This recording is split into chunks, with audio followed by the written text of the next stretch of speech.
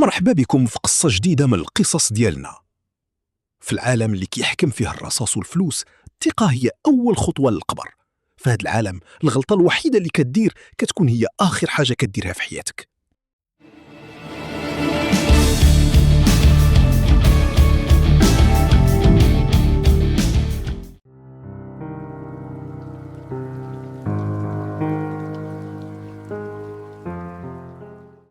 صوت الشتا كيضرب في الزاج ديال الشراجم الكبار ديال مطعم لا لونا الفاخر في قلب مدينة باليرمو الإيطالية.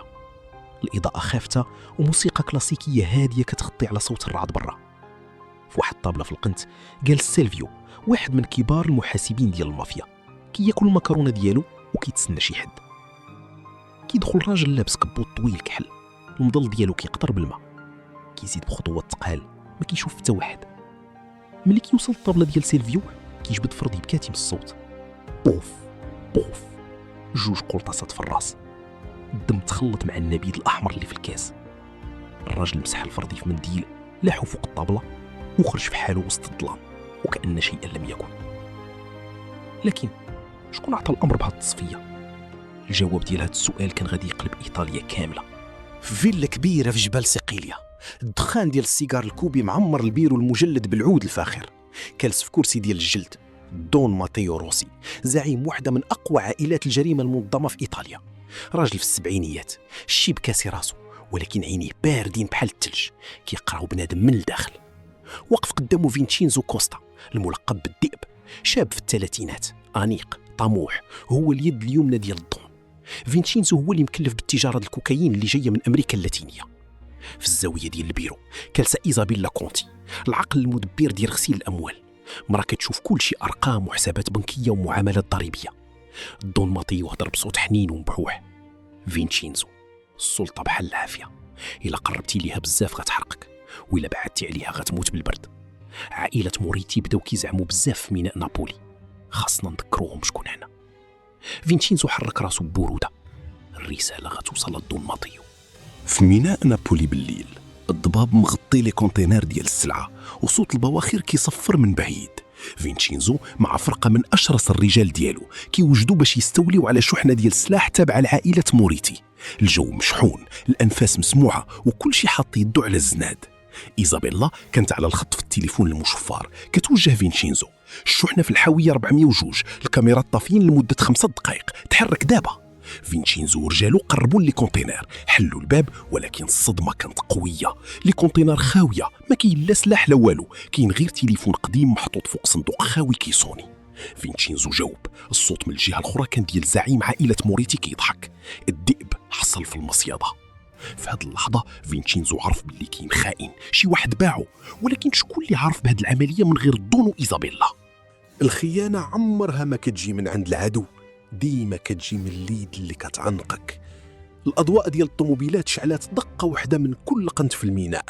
العشرات من رجال المافيا ديال موريتي حاصروا المكان. بدا القرطاس كيطاير بحال الشتا. فينشينزو تلاح مورا واحد الحديدة كيضرب وكيتخبى. رجالو طاحوا واحد مورا واحد، صوت القرطاس كيخترق الحديد واللحم.